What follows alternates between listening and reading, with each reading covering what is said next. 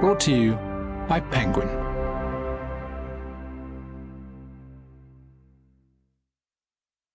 The Terrible Privacy of Maxwell's Sim by Jonathan Coe.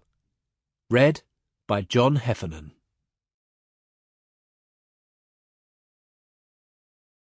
Man is a lever, whose ultimate length and strength he must determine for himself.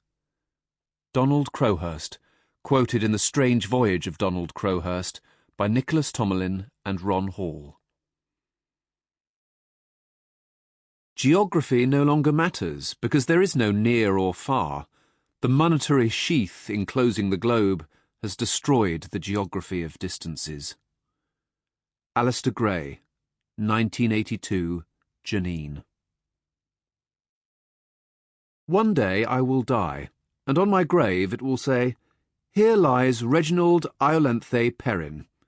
He didn't know the names of the flowers and the trees, but he knew the rhubarb crumble sales for Schleswig-Holstein. David Nobbs, The Fall and Rise of Reginald Perrin.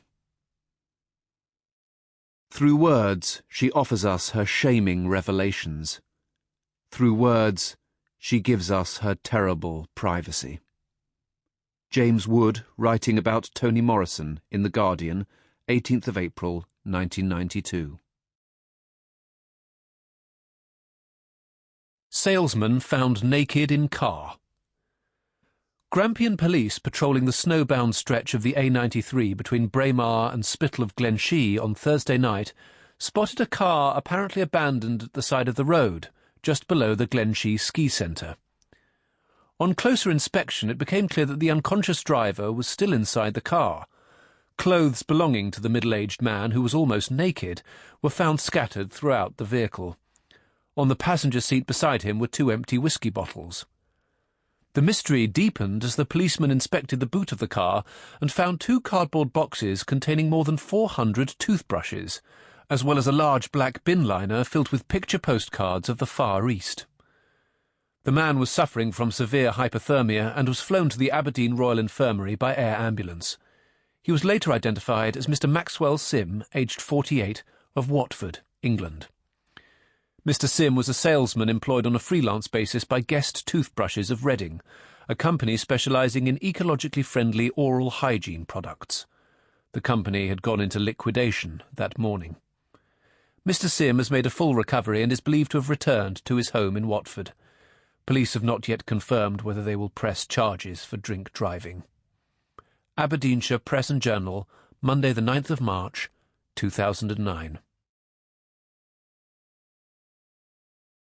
Sydney to Watford.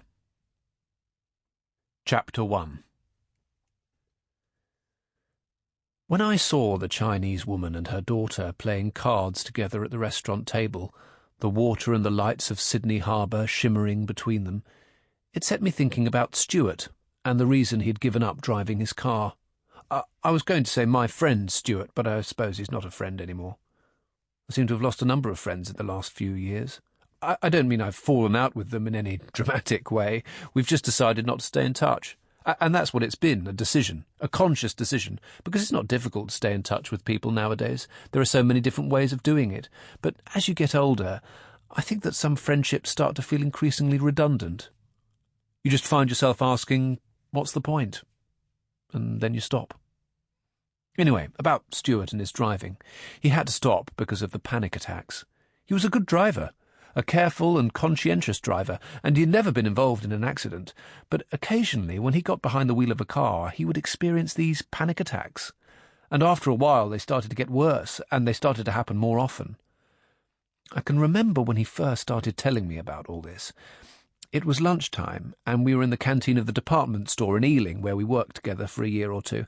I don't think I can have listened very carefully, though, because Caroline was sitting at the same table, and things between us were just starting to get interesting, so the last thing I wanted to hear about was Stuart and his neuroses about driving. That must be why I never really thought about it again until years later, at that restaurant on Sydney Harbour, when it all came back. His problem, as far as I can remember, was this. Whereas most people, as they watched the coming and going of cars on a busy road... Sample complete. Ready to continue?